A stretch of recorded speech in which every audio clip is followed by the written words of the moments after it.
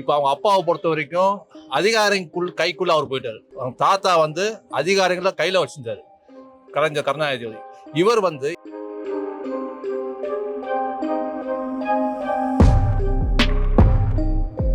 கலைஞருக்கு அப்புறம் ஸ்டாலினுக்கு அப்புறம் உதயநிதி, அதுக்கப்புறமேல அவர் பையன் இன்பநிதி வருவாரா என்னங்கிறது தெரியல.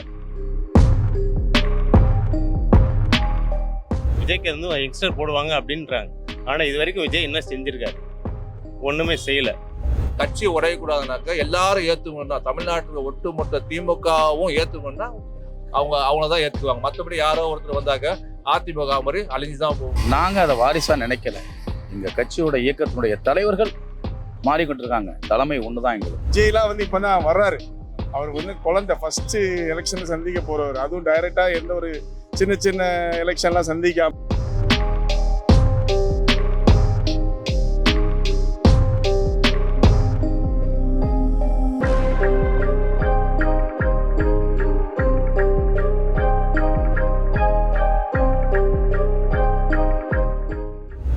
வாவ் தமிழா பல்ஸ் நேயர்களுக்கு வணக்கம்.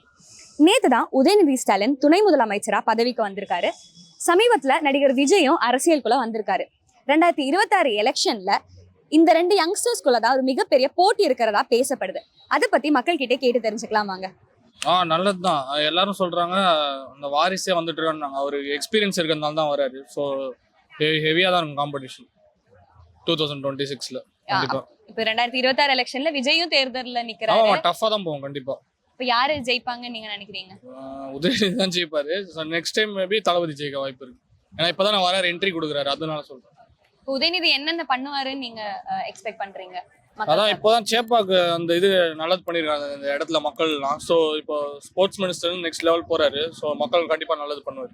என்ன பண்ணணும் நீங்க நினைக்கிறீங்க? அதான் அவங்க என்னென்ன கேள்விலாம் இது இந்த ஏரியாவில் என்னென்ன பண்ணணும்னு நினைக்க ஆசைப்படுறாங்களோ அது பண்ணி கொடுப்பாருன்னு நம்புறோம். அது எதிர்பார்த்து 3 மாசமா வந்து இதை பேச்சு போயிட்டு இருந்துச்சு. இது எதிர்பார்த்த ஒண்ணுதான். அதனால வந்து அவர் துணை முதலமைச்சராக வந்தது பிரச்சனை இல்லை. அடுத்து என்ன அவருடைய நடவடிக்கை என்ன இருக்க போகுது, அவர் செயல்பாடு எப்படி இருக்க போகுது, அதுதான் மக்கள் பார்க்கணும். இது வந்து மீடியாவுக்கு ஒரு பேச்சு பொருளாக இருக்கும். ஒரு வாரத்துக்கு எதிர்கட்சினா ஒரு பேச்சு பொருளாக வச்சிருப்பாங்க. மக்கள் தான் அதை டிசைட் பண்ணணும். நீங்கள நான் எல்லாம் மக்கள் அவர் என்ன செய்ய போறாரு, அடுத்து என்ன நடவடிக்கை போறாரு, விளையாட்டுத்துறை அமைச்சராக இருக்குமோ என்ன பண்ணாரு, திட்டங்கள் மேம்பாட்டுத்துறையா இருக்குமோ என்ன பண்ணாரு, இப்போ என்ன பண்ண போறாரு. ஏன்னா அப்போ வந்து ஒரு 2-3 ஐஏஎஸ் தான் கையில் வச்சிருந்தாரு. இப்போ எல்லா டிபார்ட்மெண்ட் ஐஏஎஸும் அவர் ஆளணும். இப்போ அவங்க அப்பாவை பொறுத்த வரைக்கும் அதிகாரிக்குள் கைக்குள்ள அவர் போயிட்டாரு. அவங்க தாத்தா வந்து அதிகாரிகளை கையில வச்சிருந்தாரு, கலைஞர் கருணாநிதி. இவர் வந்து ஏன்னா அவர் வந்து காலைல கருணாநிதி என்ன செய்வார்னா அமைச்சர்களை வந்து வீட்டுக்கு கூடுவார், டிஃபனுக்கு வாயான்னு சொல்லிட்டு. அப்போ என்ன நடக்குதுன்னு சொல்லுவார், 4 திட்டங்களை சொல்லி அனுப்புவார். அந்த மாதிரி இவர் வந்து அதிகாரிகளை கைக்குள்ள வச்சு நாட்டுக்கு திட்டங்களை பண்ணா நல்லா இருக்கும். மக்கள் அதான் எதிர்பார்க்கறாங்க. பொறுத்து வந்து பார்ப்போம் செயல்பாடு எப்படி இருக்குன்னு பார்ப்போம். அதே மாதிரி இப்ப 2026 எலெக்ஷன்ல விஜயும் தேர்தல்ல நிக்கிறாரு, இப்ப உதயநிதி ஸ்டாலினும் நிப்பாரு. அப்ப இவங்களுக்குள்ள ஒரு போட்டி இருக்குன்னு சொல்லப்படுது. அது வந்து சும்மா சாதனம். அது ஒரு பிரச்சனை கிடையாது. அரசியல்ல யார் வேணா வரலாம். அரசியல் வந்து பரமபத விளையாட்டு. ஏணி இருக்கும், பாம்பு இருக்கும். விஜய் வரலாம், நீங்க வரலாம், நான் வரலாம். அதுல ஒரு யதார்த்தம். அது அரசியல களம் காண்றதுதான். எப்படி மக்கள் ஏத்துக்கிறாங்களா அதுதான் இப்ப மேட்ரு. ஏன்னா எம்ஜிஆர் வந்து அரசியலுக்கு வந்தாருன்னா காங்கிரஸ்ல 20 வருஷம் இருந்தாரு, திமுகல 20 வருஷம் இருந்தாரு. அதுக்கப்புறம் தான் அவர் களம் கண்டாரு, வெற்றி பெற்றாரு. விஜயகாந்த் அது மாதிரி சினிமாவில் வரும்போதே அரசியல் சொல்லிட்டு வந்துட்டாரு. ஆனால் அதே மாதிரி அரசியல் வந்து தோத்து போனவங்க நிறைய பேர் இருக்காங்க. அதாவது உதாரணத்துக்கு சிவாஜி கணேசன் எடுத்துக்கலாம், பாக்யராஜ், சரத்குமார். விஜயகாந்த் கடைசியில் தோத்து போயிட்டாரு. விஜய் என்ன செய்ய போறோம் பொறுத்து வந்து பார்ப்போம். அவர் இன்ன வரைக்கும் மாநாடே தள்ளி போயிட்டு இருக்கு. திரும்ப 27ல் வந்து யார் ஐடியா கொடுக்குறதுல பருவமழை ஆரம்பிக்க போகுது, தீபாவளிக்கு முதல் நாள் போடுறாரு. இதெல்லாம் நடக்குமான கேள்விக்குறியாவே இருக்கு. என்ன மாதிரி ஆளுங்க அவர் அரசியலுக்கு வருவாரா, என்ன மாதிரி ஆளுங்களாம் கேள்விக்குறியா இருக்கு. அது சொல்லிட்டாங்க. அவர் கொடியில அறிமுகப்படுத்தாரு, ரொம்ப கஷ்டமா தெரிஞ்சு அவர் திரும்ப சினிமாவுக்கு தான் போவார் போல தோணுது. ஏன்னா அவரோட நேரத்தை வந்து சினிமாவுக்கு ஒதுனா நல்லா இருக்கும். சினிமா இருந்துட்டா மக்களும் நல்லது பண்ணலாம், தப்பு கிடையாது. அவர் அரசியலுக்கு வந்து பண்ணுதான், அரசியல் வந்தா பண்ணுனாக்க அது எப்படின்னு தெரியல. மக்கள் விரும்பினா கண்டிப்பா அவர் ஏத்துக்குவாங்க. இப்ப நீங்க யாரு ஜெயிப்பாங்கன்னு நினைக்கிறீங்க? கூட்டணி பலத்தை வச்சு பார்த்தா திமுக தான் ஆட்சிக்கு வரும். கூட்டணி பலம்னு ஒண்ணு இருக்கு இல்லையா. அதிமுக சின்னமனமா போச்சு. ஏன்னா அதிமுக எடப்பாடி வந்து கட்சியை அழிக்கும்னே முடிவு பண்ணிட்டாரு. ஏன்னா அவர் வந்து பாவம், அவர் ஏன் வந்து சசிகலாவை, தினகரனை, ஓபிஎஸை சேர்க்காம கட்சியை பிஜேபி கிட்ட காசை வாங்கிட்டு கட்சியை அழிக்கணும்னு முடிவு பண்ணிட்டாரு. என்னன்னு தெரியல அவரு. அதனால வந்து அதிமுக இல்லாம போயிடுச்சு. இப்ப இந்த ஒரு பக்கம் சீமான் இருக்காரு, இந்த பக்கம் விஜய் வராரு. ஓட்டு சதையும் போது திமுகவோட கூட்டணி பலம் நல்லா இருக்கு. அந்த கூட்டணி பலத்தை வச்சு மீண்டும் திமுக தான் ஆட்சிக்கு வர மாதிரி தெரியுது. கூட்டணியை முதல்ல திமுக தக்க வைக்கணும், அதுக்கப்புறம் ஆட்சியும் தக்க வைக்கணும். கூட்டணி பலத்தை வச்சு தான் திமுக ஆட்சி. மற்றபடி திமுகவுக்கு தனி செல்வாக்கெல்லாம் இருக்காது. கூட்டணி பலம் வச்சு தான் ஆட்சிக்கு வரும். இதுதான் உண்மை. இப்போ உதயநிதி சிஎம்மா வரதா இருந்தா அவர்கிட்ட இருந்து நீங்க பப்ளிக்காக என்ன பண்ணுவாருன்னு எக்ஸ்பெக்ட் பண்றீங்க? உதயநிதி இப்ப துறைமுகம் ஆயிருக்காரு. 2019 அவர் இளைஞரணியை வரும்போது அடையாளம் காட்டப்பட்டார். அடுத்த துணை முதலமைச்சர் இவர் தான். ஏன்னா கலைஞர் பீரியட்ல வந்து உதயநிதி ஸ்டாலின் வந்து துணை முதல்வர் ஆகும்போது ரொம்ப பிரச்சனை இருந்துச்சு. காலையில அழகிரியை வந்து அமைச்சர் ஆக்கிட்டு தான் சாயங்காலம் ஸ்டாலினை வந்து துணை முதல்வர் ஆகினாரு. அந்த நிர்பந்தம் இவருக்கு கிடையாது. இப்போ ஈஸியா வந்துட்டாரு. ஆனா இவருடைய செயல்பாடு எப்படி இருக்கும்னாக்க திட்டங்கள், மக்களுக்கான திட்டங்கள். இப்போ சிட்டியில பாத்தீங்கன்னா ரோடு நல்லா இருக்கணும், கரண்ட் கட் ஆகக்கூடாது, குப்பை இருக்கக்கூடாது, மெயின் அது டிராபிக் ஆகக்கூடாது. கிராமங்கள்ல பாத்தீங்கன்னாக்கா அவங்களுக்கு டெய்லி அன்றாட வருமானம் இருக்கணும். அவங்கள வந்து சாலைகள் அவ்வளோமா யோசிக்க மாட்டாங்க. பாலங்கள் இருக்கணும்னு யோசிப்பாங்க. ஏன்னா ஆற்றை கலக்கணும், அதே மாதிரி மின்சாரம் கட் ஆகக்கூடாது. அவங்களுக்கு டெய்லி வருமானம் இருக்கணும். மக்களுக்கான அடிப்படை தேவை அது பண்ணிட்டாரு. ரேஷன் கரெக்டாக கிடைக்கணும், பொருட்கள் கரெக்டாக கிடைக்கணும், போக்குவரத்து. இந்த மழை பெஞ்சா தண்ணி நிற்கிறது. அடுத்த ஒரு மழை நவம்பர் டிசம்பர் மழை வந்தால் திமுக ஆட்சி என்னன்னு தெரிஞ்சுப்போம். மற்றபடிலாம் ஒன்றும் கிடையாது. ஒரே மழை தான். வெள்ளம் வந்துச்சுன்னா திமுக ஆட்சி நீடிக்குமா நீடிக்காதுன்னு சொல்லிட்டு எல்லாருமே சொல்லுவாங்க, சாதாரணமாக சொல்லுவாங்க. அதை அவங்க கவனம் செலுத்தி, ஏன்னா இன்னைக்கு வரைக்கும் மழைநீர் சேமிப்பு திட்டங்கள்னு சொல்லிட்டு ரோடை உடச்சி மெட்ரோ வேலை பார்த்துட்டு இருக்காங்க. அந்த மலையில வந்து அவங்க தப்பிச்சிட்டாங்கனாக்க ஆட்சியும் தப்பிச்சிடும். அதை மட்டும் அவங்க சீர் செய்யணும். மக்களுக்கான திட்டங்கள் தொழில கொண்டு வரணும், வேலை வாய்ப்பை கொடுக்கணும், விலைவாசியை குறைக்கணும். இந்த ஹோட்டல்ல வந்து விலைவாசிலாம் ரொம்ப அதிகமா இருக்கு. எல்லா டிபார்ட்மெண்ட்லயும் போய் அவங்க நேரடியாக தலையிட்டு கல்வியை மேம்படுத்தணும். இன்னும் மேலும் கல்வி இந்தியாவில் தமிழ்நாட்டில் கல்வி நல்லா இருக்கு, இன்னும் மேலும் மேம்படுத்தணும். அதெல்லாம் அவர் செயல்படுத்தாக்க அவர் டைரக்டா அவர் சிஎம்ஏ ஆயிடுவார். 2026 அப்புறம் வந்து அவர் முதலமைச்சர் ஆகிறதுக்கு, ஏன்னா அடையாளப்படுத்தாங்க இப்பவே அவரை தான் சிஎம்னு சொல்லிட்டு. ஏன்னா கட்சி உடையக்கூடாதுனாக்க எல்லாரும் ஏத்துக்கணும்னா, தமிழ்நாட்டில் ஒட்டுமொத்த திமுகவும் ஏத்துக்கணும்னா அவங்க தான் ஏத்துக்குவாங்க. மற்றபடி யாரோ ஒருத்தர் வந்தாக்க அதிமுக மாதிரி அழிஞ்சுதான் போகுமே தவிர இது மாதிரி கட்டுக்கோப்பா இருக்காது.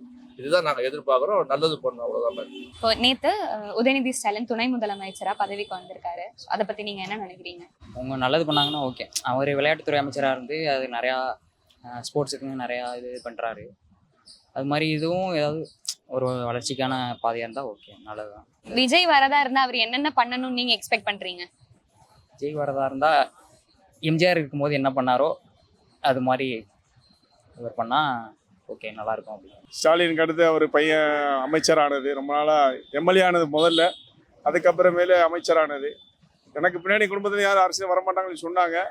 ஆனால் அதை வந்துட்டார், எம்எல்ஏ ஆனார், இப்போ மினிஸ்டராக இருந்தார், இப்போ துணை முதலமைச்சராக ஆகியிருக்காரு. அதெல்லாம் எதிர்பார்த்தது தான், பாரம்பரியமாக உள்ளது தான். கலைஞருக்கு அப்புறம் ஸ்டாலினுக்கு அப்புறம் உதயநிதி, அதுக்கப்புறமேல அவர் பையன் இன்பநிதி வருவாரா என்னங்கிறது தெரியல.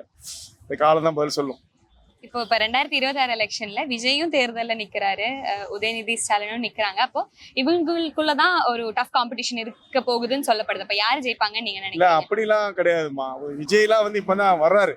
அவர் வந்து குழந்தை ஃபர்ஸ்ட் எலெக்ஷன் சந்திக்க போறவர். அதுவும் டைரக்டா எந்த ஒரு சின்ன எலெக்ஷன்லாம் சந்திக்காம நேரடியாக பெரிய எலெக்ஷன்ல வந்து சந்திக்கிறார். முதல்ல உள்கட்சி தேர்தல், உள்கட்டமைப்பு இதெல்லாம் அவங்க தெரிஞ்சுக்கிட்டாதான் அடுத்தடுத்து வர முடியும். எடுத்தோடனே வந்து நம்ம மினிஸ்டர் எல்லாம் சிஎம் ஆகணுங்கிற கனவுலாம் பெரிய கனவு. சிஎம்லாம் கடுமையாக உழைச்சிட்டு இருக்காரு. அதுக்கு முன்னாடி 50 வருஷம் பாரம்பரிய அதிமுக ஆட்சிலாம் அதிமுகலாம் இருக்கு. அதெல்லாம் தாண்டிலாம் மக்கள் வர யோசிப்பாங்க. எல்லாருமே வந்து யங்ஸ்டர்ஸ் வேணா அவங்களுக்கு அவரோட ரசிகர்கள் உங்களை மாதிரி உள்ள யங்ஸ்டர்ஸ் வேணா அதை வேணா யோசிப்பீங்க. நாங்கள் அப்படிலாம் கிடையாது, சரிங்களா? அரசியல் பார்த்தா போடும், யாருக்கு போட்டால் யார் நல்லபடியாக ஆட்சி வைப்பாங்க, எப்படி நடந்துட்டு இருக்கோ அது மாதிரி தான் நடக்கும் ரெகுலராக. விஜய் யார் கூட கூட்டணி வச்சா அவரு வரத்துக்கான வாய்ப்புகள் இருக்கு?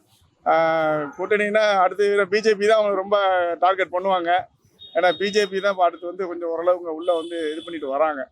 அவங்கள எப்படியும் தமிழகத்தில் கால் ஒன்றுன்னு நினைக்கிறாங்க. அதனால இந்த மாதிரி ஒரு பரபரப்பாக ஒரு சின்ன ஒரு 2% 3% ஓட்டு பிரிஞ்சாலும் அவங்களுக்கு கொஞ்சம் பெரிய விஷயமா இருக்காது. ஏன்னா அவரு விஜய் எதிர்க்கிறதே பிஜேபியோட. ஆமா, அவரோட வந்து திராவிட அரசியல்னு இப்போ சொல்லியிருக்காரு. அவர் அதை எதிர்த்து தான் வராரு. ஸோ சீமான் கூட வைக்கலாம். எனக்கு தெரிஞ்சு சீமான் வச்சாருன்னா கொஞ்சம் ஓரளவு அவருக்கு இதாக இருக்கும். இப்போ திருமாவளவன் வந்து மது ஒழிப்பு மாநாடு பண்ணிருக்காங்க. அது டிஎம்கே கூடவே ஒரு சின்ன மனஸ்தாபம் ஏற்பட்டிருக்கு. ஆமா, இவங்க பெரிய வாய்ப்பு இருக்கு. கூட்டணி பெரிய திமுக கூட சொன்னாங்க கொஞ்சம் கொஞ்சமா நாங்கள் மது ஒழிப்பை கொண்டு வரோம்னு சொல்லி சொன்னாங்க. ஆனால் இது வரைக்கும் அதை கொஞ்சம் நம்ம நடைப்படுத்தவும் இல்லை அவங்க. ஆனால் மது ஒழிப்பு கண்டிப்பாக வேணும். அதனால பல சீரழிவுகள் இருக்கு. அது விசிகா வந்து முன்னெடுத்திருக்கிறது நல்ல விஷயம்தான். அது அந்த அரசு வந்து அதுக்கு தலை சாய்ச்சி கொஞ்சம் அவங்களுக்கு சப்போர்ட்டாக இருக்குன்னு நான் நினைக்கிறேன். இப்போ 2026 எலெக்ஷன்ல இப்போ விஜயும் இப்போ தேர்தலில் நிற்கும் போது ஒரு பெரிய காம்படிஷன் இருக்குன்னு சொல்லப்படுது. So, இவரை பொறுத்தவரையும் காம்படிஷனுக்கு வேலையே இல்லை. இவருக்கு நிகர் இவர் தான். வேற யாரும் இவரை ஒப்பிட்டு பார்க்கறதுக்கு தகுதியான ஆட்கள் தமிழ்நாட்டில் இல்லை.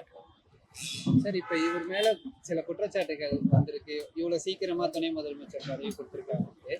இது இவர் எப்படி சமாளிப்பார் சார்? அதாவது நீங்கள் இந்தியாவை பார்க்க போனீங்கன்னா இன்னைக்கு காங்கிரஸ் உயிர்ப்பிக்கத்தோட இருக்கிறதுக்கு காரணம் என்னன்னா அந்த குடும்பம் தான். ஜவஹர்லால் நேரு, இந்திரா காந்தி, ராஜீவ் காந்தி அடுத்தது அப்படியே வந்துட்டு இருக்காங்க. அந்த கட்சி இருக்கிறதுக்கு காரணம் அந்த வாரிசுங்கிறது தான். நாங்கள் அதை வாரிசாக நினைக்கல. எங்கள் கட்சியோட இயக்கத்தினுடைய தலைவர்கள் மாறிக்கொண்டிருக்காங்க. தலைமை ஒன்று தான் எங்களுக்கு. தலைவர் கலைஞர் அவர்களை பின்தொடர்ந்து வரவங்களை நாங்கள் ஏற்றுக்கிறோம். ஆனா எதிர்க்கட்சிகள் வந்து வாரிசு அரசியல் பண்றது. எதிர்கட்சிகள் எங்களுக்கு வாக்களிக்க போகிறது இல்லையே. விமர்சனம் பண்ணுறவங்க விமர்சனம் பண்ணிட்டு தானே இருப்பாங்க. எங்களுக்கு அந்த விமர்சனம் தேவையில்லையே. மத்தியிலே அந்த கருத்துக்கள் இருக்கு சார். பொதுமக்கள் மத்தியில கருத்துக்களை திணிக்கிறாங்களே தவிர மனசார பொதுமக்கள் ஏற்றுக்கிறாங்க. தவறான கருத்துக்களை அண்ணா எதிர்கட்சிகள் திணிக்கிறார்களே தவிர யாரும் அதை மறுக்கவில்லை. மனசார ஏற்றுக்கொள்கிறார்கள். தகுதி வாய்ந்தவர் என்பதை எந்த மாற்றமும் இல்லை. இப்ப 2026 எலெக்ஷன்ல விஜய் தேர்தல்ல நிக்கிறாரு. அதே மாதிரி இப்போ உதயநிதி ஸ்டாலினும் நிக்கிறாங்க. இவங்க 2 பேருக்குள்ளதான் போட்டி இருக்க போகுதுன்னு சொல்லப்படுது. நீங்க யாரு ஜெயிப்பாங்கன்னு நீங்க நினைக்கிறீங்க? தளபதி விஜய் தான். ஏன்? ஏன்னா இப்ப இருக்க பார்த்தாலே நம்ம வீடு வந்து ஆவடி அந்த சைடு. இப்போ சிஎம் இருக்கும்போது அவர் அந்த சைடு எதுவுமே வந்து பண்ணல நம்மளுக்கு இன்னும். அதான் தளபதி வந்தா கொஞ்சம் ஏதோ சேஞ்ச் ஆகிட்டு நாங்கள் எதிர்பார்க்குறோம். இப்போ ஆட்டோவை பார்த்தீங்கன்னா கேஸே 59 ரூபா லிட்டர் வருது. அது இன்னும் யாருமே கம்மி பண்ணல. நம்ம தளபதி வந்தாருன்னா ஏதோ பார்த்து பண்ணுறேன்ட்டு கொஞ்சம் நம்பிக்கை இருக்கு. அவள் தான் தளபதி தான் இப்போ சிஎம்மா வராருன்னா அவர் என்னென்ன பண்ணணும்னு நீங்க எக்ஸ்பெக்ட் பண்றீங்க? பண்ணணும்னா கொஞ்சம் நிறைய பண்ண நம்ம தமிழ்நாட்டுக்காக. அவள் தான் ஒன்றும் இல்லை. இப்ப நேத்து தான் உதயநிதி ஸ்டாலின் டிஎம்கேக்கு துணை முதலமைச்சரா பதவிக்கு வந்திருக்காரு. அதை பத்தி நீங்க என்ன நினைக்கிறீங்க? சந்தோஷப்படுறேன். ஒரு யங்ஸ்டர் வந்து துணை முதல்வர் வந்து அடுத்த முதலமைச்சர் அவரை தான் ஆவார். அது சந்தேகமும் இல்லை, மாற்றமும் இல்லை. இப்போ 2026 எலெக்ஷன்ல விஜயும் தேர்தல்ல நிக்கிறாரு. இப்போ உதயநிதி ஸ்டாலின் நிக்கிறாரு. இவங்க 2 பேருக்குள்ளதான் போட்டி இருக்க போகுதுன்னு அப்படி யார் சொன்னாங்க? பொதுவா சொல்லப்படுறது அந்த திராவிட கட்சின்றது வேற. இப்ப ஆரம்பிச்ச கட்சி வந்து விஜய். ஓகேங்களா? விஜய்க்கு வந்து யங்ஸ்டர் போடுவாங்க அப்படின்றாங்க. ஆனா இது வரைக்கும் விஜய் என்ன செஞ்சிருக்காரு? ஒண்ணுமே செய்யல. இதுக்கு முன்னாடி விஜயகாந்த் இருந்தார், அவர் செஞ்சிருக்கார். ஏழைங்களுக்கு உதவி செய்யறது, அன்னதான சாப்பாடு போடுறது, அந்த பெரிய இதெல்லாம் பண்ணதுனாலதான் விஜயகாந்த் பேர் இருந்தது. இப்ப புதுசா அவர் நிக்கிறதுனால என்ன செய்ய போறாருன்னா ஒண்ணுமே நடக்காது. நடக்கிறத பத்தி தான் பேச தவிர உதயநிதியை சேர்த்து நின்னாரா அவர் டெபாசிட் தான் இழப்பார். வேற என்ன உங்களுக்கு கேள்வி? 2026 வர்றதுக்கு வாய்ப்பும் கிடையாது. அப்படியே வாங்கினாங்களோ 4% ஓட்டு வாங்கினாலும் பெரிய விஷயமா கருதுறேன்.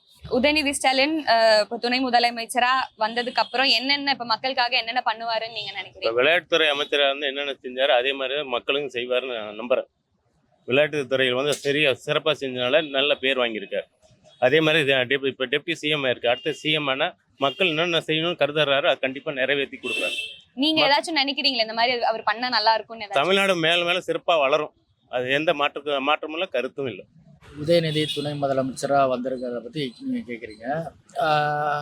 வந்து ரொம்ப நல்ல விஷயந்தான். இது வந்து எப்படி இருக்குது அப்படின்னு சொன்னோம்னா, இப்போ ஒரு 40, 50, 60 வருஷத்துக்கு முன்னாடி ஜமீன்தார் முறை, ராஜா முறையெல்லாம் ஒழிச்சிட்டு தான் எல்லாருக்கும் ஜனநாயகமாக இருக்கணும் அப்படின்னு தான் இவங்க கொண்டு வந்த சட்டம் தான் அது. இப்போது அதே மாதிரி அந்த சட்டத்தை ஒழிச்சவங்களே அதே மாதிரி இப்போ இவங்க அடுத்து அவர் ராஜா, அடுத்து அவரோட பிள்ளை ராஜா அப்படிங்கிற மாதிரி அறிவிக்கிற மாதிரி இருக்கு.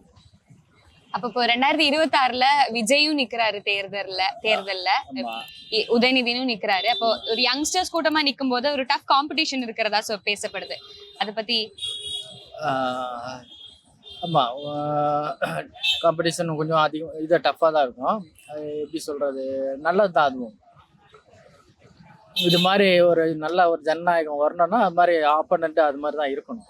அது மாதிரி இப்போ சீமான் மாதிரி இவங்களாம் கொஞ்சம் ஜனநாயகம் பேசுகிறாங்க. இவங்க பாரம்பரியமாக இருக்கிறதெல்லாம் ஒழிச்சிட்டேன் நான், அதெல்லாம் ரைட்டு. ஒரு சில விஷயத்த இவங்க தான் ஒழிச்சாங்க, இல்லைன்னு சொல்ல வரல. இப்போ மறுபடியும் அதே விஷயத்த இவங்க ஆட்சியில் கொண்டு வர்றது கொஞ்சம் தவறு. அதுக்கு இது மாதிரி ஒரு காம்படிஷன், நல்ல காம்படிஷன் வேணும். வர்றது நல்லது தான். ரொம்ப விஜயோட அரசியல் எப்படி இருக்கும்? நல்லா பிரகாசமாக தான் வந்துட்டு இருக்காரு. யார் ஆஃப் பண்ண போறாங்கன்னு தெரியல. நீங்க யாருக்கு சப்போர்ட் பண்றீங்க?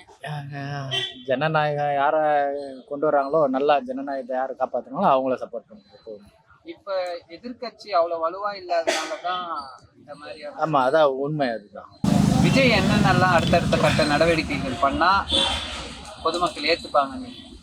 மொத்த ஊழலையும் ஒழிக்கணும், எல்லாருக்கும் எல்லாம் கிடைக்கிற மாதிரி பண்ணணும். அவரோட மாநாடு 27ஆம் தேதி நடக்குது. அதுல என்னென்ன மாதிரியான கொள்கைகள்லாம் அவர் சொல்லுவார் நீங்க எதிர்பார்க்க? அதான் இப்போ நான் சொன்னேன்னு, என்னோட இது அவர் என்ன பண்ண போறாருன்னு அவருக்கு தான் தெரியும். என்னன்னு தெரியல, சொல்லும் போது என்ன கொண்டு வரான்னு அவருக்கு தான் தெரியும். அவரு சிஎம்மா வருவாருன்னு நீங்க எதிர்பார்க்கறீங்களா? வாய்ப்பு இருக்கு. இல்ல இவ்வளோ ஒரு 60-70 வருஷ ஒரு லெகசியை உடைச்சு அவரு வருவாரு? அந்த 50-60 தான் உடைக்கணும், அதுதான் நம்ம வேலை. அது உடைக்கிறதுக்கு அவர் என்னென்ன பண்ணணும்னு நீங்க எக்ஸ்பெக்ட் பண்றீங்க? ஜனநாயகத்துக்கு என்ன தேவையோ அதை பண்ணாலே போதும், புதுசா எதுவும் பண்ண வேண்டாம். என்ன இருக்கோ அதை மட்டும் கொஞ்சம் சுத்தம் பண்ணி விட்டாலே எல்லாம் சரியாயிடும். எல்லாம் இருக்கு, ஆனால் கொஞ்சம் சுத்தம் தான் இல்லை, அதை சுத்தம் பண்ணாலே போதும்.